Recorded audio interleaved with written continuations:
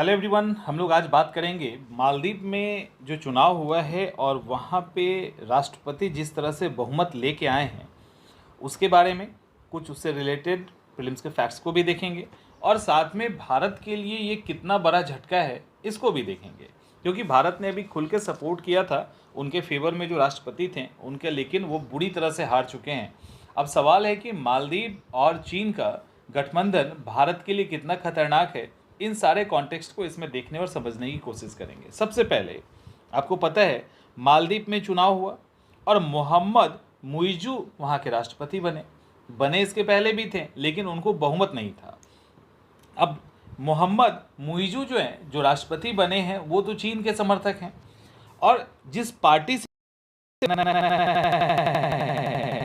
People's national Congress party, जिसको PNC कहते हैं, तो मोहम्मद मुइजू की जो पार्टी है वो पीएनसी की पार्टी है।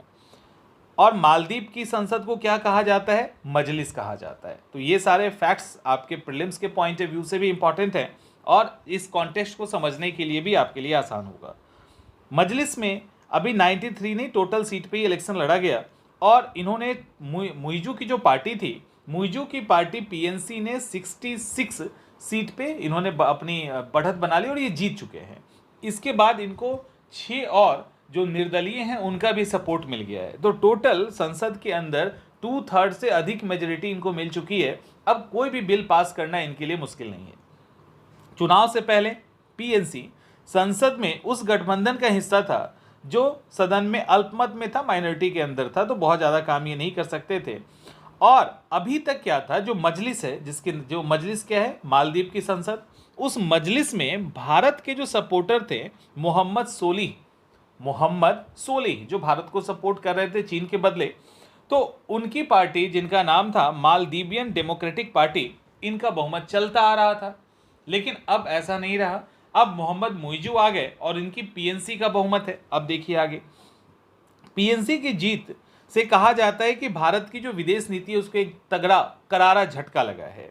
मुइजू ने मालदीव में इंडिया आउट नामक कैंपेन चलाया। इनके कैंपेन का स्टार्टिंग में ही इन्होंने कैंपेन ही चलाया था कि भारत के जो सैनिक यहाँ पे हैं मानव सहायता के नाम पे, अब इनका कहना ये था कि वो मानव सहायता के नाम पे हैं बट वो कुछ और कर रहे हैं, तो भारत सरकार हमारे ऊपर एक्स्ट्रा दबाव बना के हमें अपने अंडर रखना चाहती है।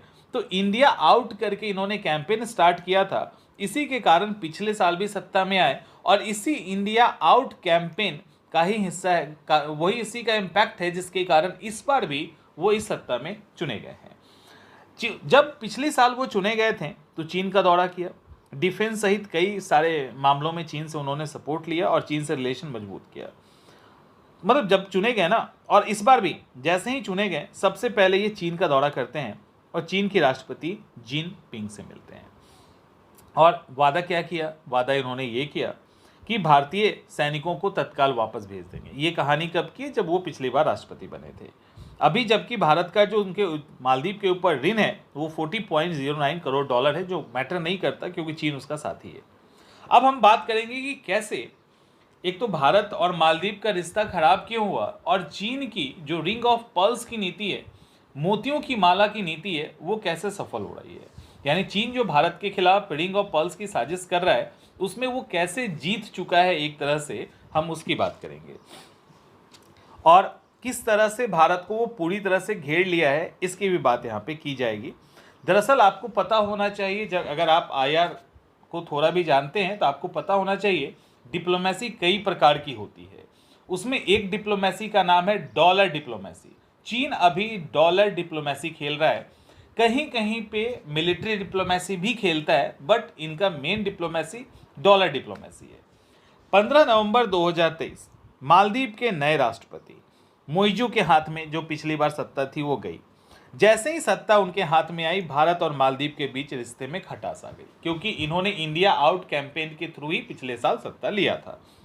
वहाँ पे 88 सैनिक तैनात थे भारत के, जो वहाँ ह्यूमन राइट के लिए थे, उनको इन्होंने हटाना शुरू कर दिया और 2 लॉट में सैनिक वापस आ चुके हैं।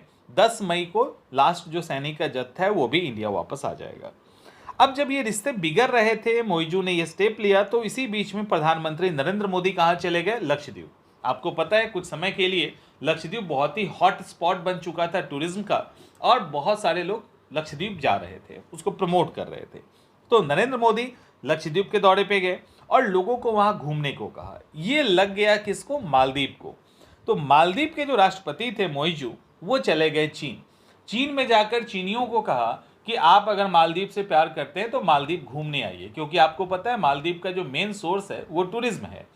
अब ये हो गया। दूसरी तरफ जब वहाँ से वो लौट के आते हैं, तो उन्होंने धमकी दी। धमकी ये नहीं दिया, बट उन्होंने ये कहा कि कोई भी देश उन्हें धमका नहीं सकता। समझ में आ रहा है? जब वो वहाँ से वापस आते हैं ना, तो कहते हैं कि कोई भी देश उन्हें धमका नहीं सकता, और ये इशारा भारत की तरफ था। चाइना से उनको सपोर्ट मिल गया, वो चढ़ गए। अब और इसके साथ ही मालदीव ने भारत के साथ जो हाइड्रोग्राफिक सर्वे एग्रीमेंट था उसको भी समाप्त कर दिया। तो रिश्ते में जो खटास है वो बढ़ती चली गई। अब क्यों चाइना जीत गया है इसमें? ये जो लड़ाई है इसमें चाइना क्यों जीत गया, ऐसा क्यों कहा जा रहा है? उसके पीछे बहुत बड़ा कारण इनका राष्ट्रपति बनना नहीं है। यानी मोइज का राष्ट्रपति बनना इतना बड़ा मैटर नहीं है जितना बड़ा मैटर है एक और काम हुआ ये कि मालदीव में चुनाव के पहले एक इंपॉर्टेंट घटना हुई। वहां के हाईकोर्ट ने चीन के सपोर्ट करने वाले मालदीव के पूर्व राष्ट्रपति अब्दुल्ला यामीन पे जितने भी आरोप थे उससे उनको बरी कर दिया। दरअसल उनके ऊपर करप्शन के 2 मेजर आरोप थे, जिसके कारण उनको 11 साल की सजा का प्रोविजन किया गया था। उनको वहां से रिलीज कर दिया गया पूरी तरह से। अब यानी वो चुनाव लड़ सकते हैं। लेकिन खैर वो इस पार्टी के साथ नहीं मिलके पीपुल्स नेशनल फ्रंट नामक एक पार्टी बना ली है। अब मोइजू और यामीन दोनों ही भारत के लिए खतरा है। ठीक है, मोइजू और यामीन जो हैं ये दोनों ही भारत के लिए खतरा हैं। और आप देख रहे हो कि चाइना किस तरह से श्रीलंका के रास्ते मालदीव तक पहुंच चुका है। ऊपर में अगर आप देखेंगे तो अफगानिस्तान, पाकिस्तान और इन नेपाल को भी लगभग वो अपने कैप्चर में कर रखा है। नॉर्थ ईस्ट की तरफ के बहुत सारे स्टेट में डायरेक्ट इनडायरेक्ट चाइना का इंटरफेयर है। तो भारत को चाइना ने पूरी तरह से कवर कर रखा है एक तरह से। तो ये है चाइना का डॉलर डिप्लोमेसी और रिंग ऑफ पर्ल्स की जो नीति है, इसके तहत जो अभी चुनाव मालदीव में हुआ उससे रिश्ते बिगड़ गए। और मालदीव, अगर इंडियन ओशन की बात करें तो मालदीव का एक इंपॉर्टेंट पोजीशन है। अगर वहाँ पे भी चाइना आर्मी, जैसे श्रीलंका में उन्होंने आर्मी को तैनात कर रखा है, उस तरह से आर्मी अगर तैनात कर देते ही है तो फिर भारत के लिए दिक्कत हो सकती है। तो रिंग ऑफ पर्ल्स में भारत बुरी तरह से इंडियन ओशन में भी घिर चुका है। और लैंड पे पाकिस्तान, नेपाल और अफगानिस्तान वाले हिस्से से, पीओके वाला हिस्सा जो भी है और अक्साई चीन वाला, वहाँ से लैंड के हिस्से से वो घिरा हुआ है। नॉर्थ ईस्ट में ऑलरेडी इंटरफेयर चाइना का रहता है। तो कुल मिला के भारत को चारों तरफ से घेरने की जो चाइना की नीति थी वो कहीं ना कहीं सक्सेस होती हुई दिख रही है। और एक और चीज़ था, भारत ने सपोर्ट कर दिया था पूरी तरह से। भारत ने जो वहाँ पे सपोर्ट किया था इनको, मोहम्मद सोलिह को, लेकिन मोहम्मद सोलिह की पार्टी बुरी तरह हार गई। तो ये एक हार है, मतलब बुरी तरह से भारत की विदेश नीति का और चीन की विदेश नीति की एक जीत है।